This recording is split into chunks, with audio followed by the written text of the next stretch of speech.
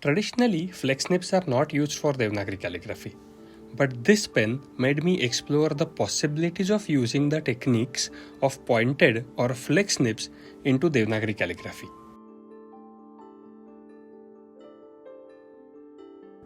So this is a fountain pen with a flex nib from Kanwrite, and over last few days I have been experimenting with this flex nib in Devanagari calligraphy. Obviously, with a flex nib, you can't write like a traditional flat edge nib which we use for Devanagari calligraphy, but I have been trying to bring in the technique of a flex nib where the modulation between the contrast or the strokes is created using the pressure and not the nib width. Before even writing with this pen, this feels so good in hand. This is from the Heritage collection from Kanwrite. The orange-black combination looks really good in person. Slightly vintage Indian pen vibes, but still modern enough because of the black trims and the black nib. This one has the Ultra Flex nib fitted in it. The hairlines are extremely thin, but with the controlled pressure, it opens up to give you around 2 mm broad stroke pretty comfortably.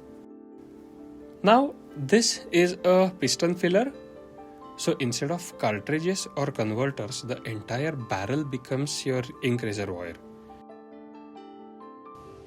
Also, this entire nib and the feed unit can be removed like this. This is not like a regular pen where nib is just inserted in the neck. And one important thing here, always screw the nib unit back properly.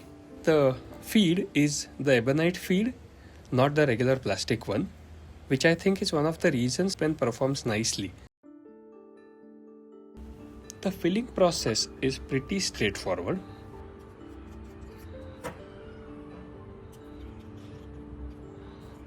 Dip the nib in the ink, twist the piston here, and you are done.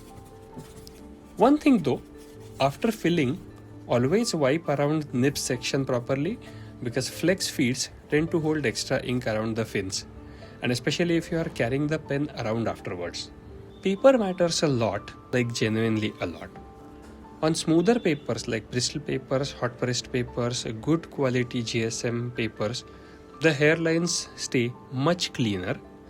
But on the absorbent papers, the thin strokes spread slightly, and then you lose some of that beautiful contrast. Traditionally, flex nibs are usually associated with Latin scripts like Spencerian or Copperplate. But after a while, I realized that Devanagari actually responds beautifully to this controlled pressure variation, especially in the verticals, the curved strokes, these thin terminals, and obviously the matra transitions. You don't need to flex maximum all the time. Actually, the nicer results come from a subtle pressure change. Small modulations, small flexes, small transitions, soft transitions, otherwise the script starts looking unnecessarily forced. I have been mostly using the regular fountain pen inks here. What I have been trying here is basically borrowing a pointed pen pressure technique and applying it to Devanagari stroke formation. So instead of angles creating the contrast, the pressure creates the contrast. What I enjoy most about this pen is it actually slows you down in a good way. You start paying attention to pressure, rhythm, pace, and these stroke endings. And after some time, you naturally stop writing letters and you start observing the movement, the rhythm it creates.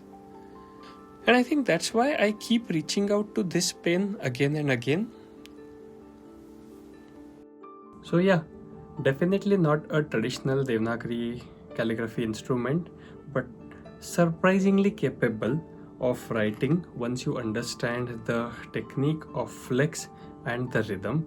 And yes, writing with this pen is really fun. Have you tried a flex nib for Devanagari calligraphy? Please share your experiences below in the comments and I would love to read them. Thank you.